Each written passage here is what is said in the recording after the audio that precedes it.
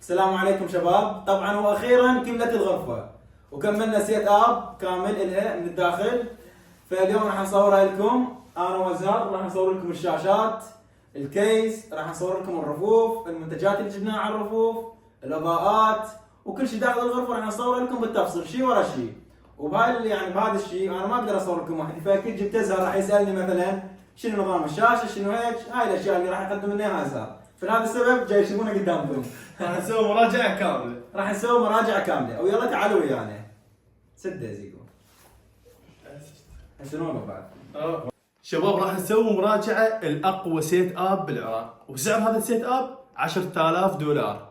شباب هسه راح نبدي بمراجعة السيت أب، وراح نسأل عبس عن الأغراض، شنو أسعارهن، وشنو مواصفاتهن، وشنو فائدتهن. أول شيء نبدي بهاي الشاشة.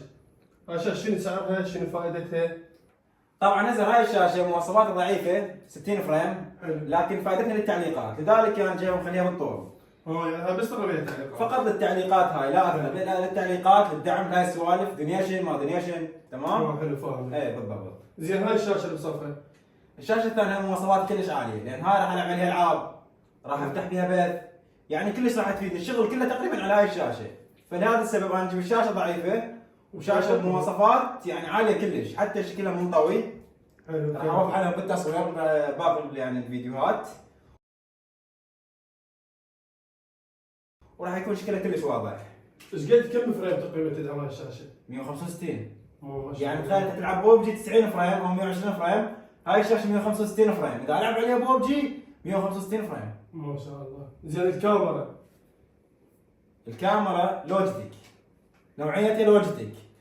الكاميرا هاي تجي ب 60 فريم فول اتش دي 4K اتوقع لوجيتك. اي 4K من احسن الكاميرات. من احسن الكاميرات هي لوجيتك. انا تقريبا يعني ليش ما جاوبتكم جواب كامل؟ لان هاي الكاميرا خلينا نقول توجه جديده، غنية عن التعريف. اي وغنيه عن التعريف كلش. يعني هاي الكاميرا احسن شيء هسه انا عندي يعني بالنسبه لي احسن شيء بالسيت اب كله هاي الكاميرا. حلو. اي عندنا الميز.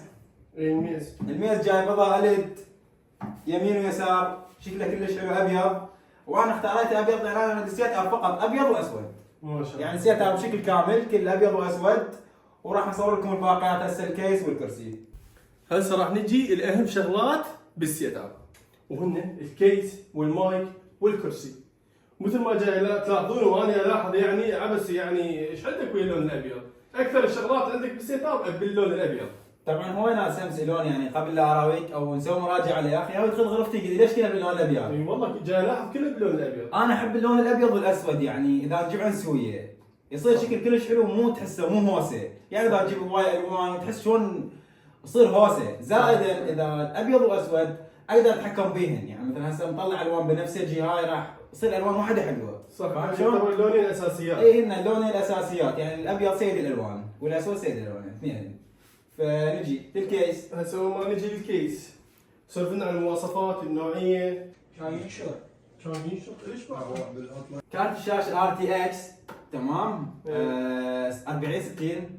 حلو ما شاء شغل الله. العاب، فريمات 60، يعني كلش كارت شاشه مناسب، وحاليا تقريبا هو من الفئات العاليه عندنا.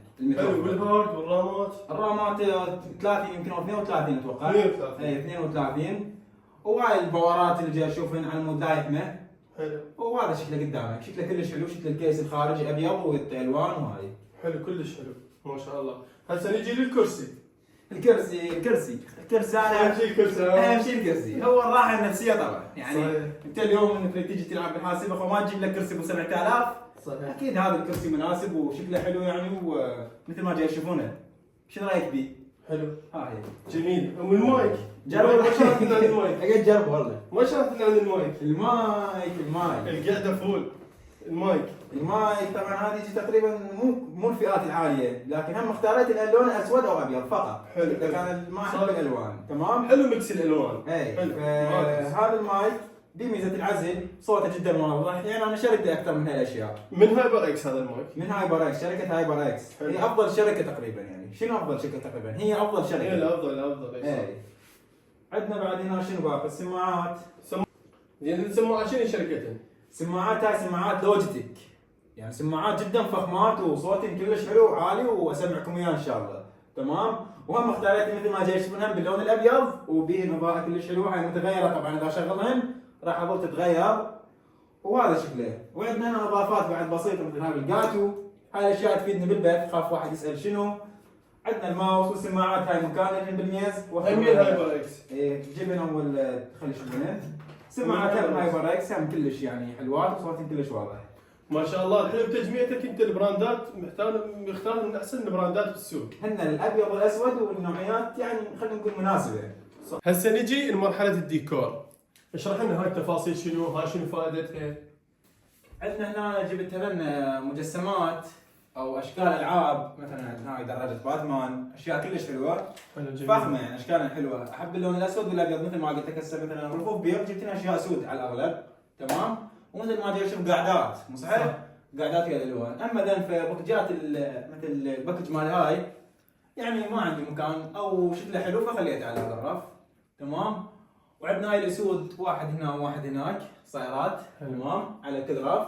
وهاي هنا الاشكال نفس الشيء هم مجسمات العاب تمام. وعندنا هاي الاضاءه. هاي شنو؟ هاي الاضاءه طبعا كلش حلوه تمام. وهذا ريموتها تمام. خلينا نغير. شنو مميزات؟ فيها اشكال تتغير هاي ما شاء الله بالشكل اللي اريده. شوف صراحه عندك ذوق بالاختيار. على الصوت هسه هنا تسكت حلو تطفى تحكي تشتغل شوف. حتى حلو. اذا الصوت بيه يعني هاي اشياء بيه. راح اخليه ثبت على اللون الاحمر. اذا نجي على هاي الجهه تمام. بهاي الجهه عندنا هم كذلك اشكال مجسمات العاب. وهم هاي الابيض والاسود كالعاده.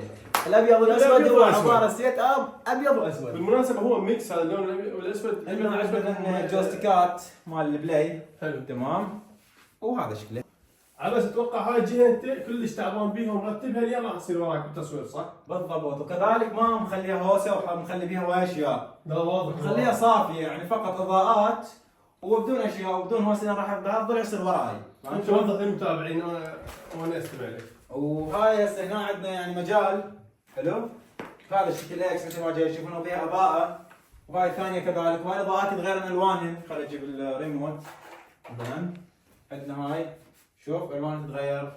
هاي كذلك تتغير اقدر. ما شاء الله. عندنا هاي اقدر اغير الوانها. وعلى الصوت فيها هاي ميزات مثلا هاي فيها هاي كلش هواي اشكال يعني بيها. عندنا هذا مثلا هسه على الصوت جميل. تسكت هم نفس ذيك اللي قبلها. حلو. وعندنا بعد الطاوه طاحت. هاي الطاوه اهم شيء الطاوه. اهم شيء الطاوه. هاي كل ما انه واحد ينكت له هاي الطاوه. حتى السقف ما شاء الله يعني. طبعا السقف بالتصوير السقف كلش حلو. ارجع الكاميرا كمل من السقف. ارجع اخلي صور ريفلكشن السقف.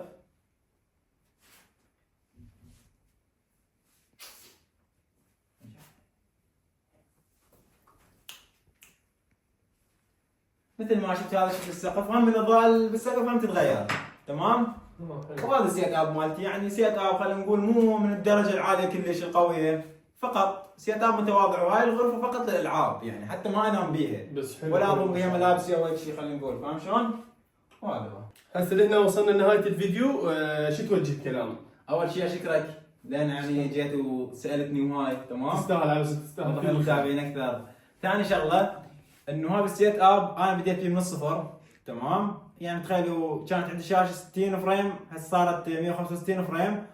وكان سيت اب القبل ان شاء الله راح اسوي لكم بيه فيديو خاص لان سيت اب مال قبل كلش تعبان وكلش مو حلو.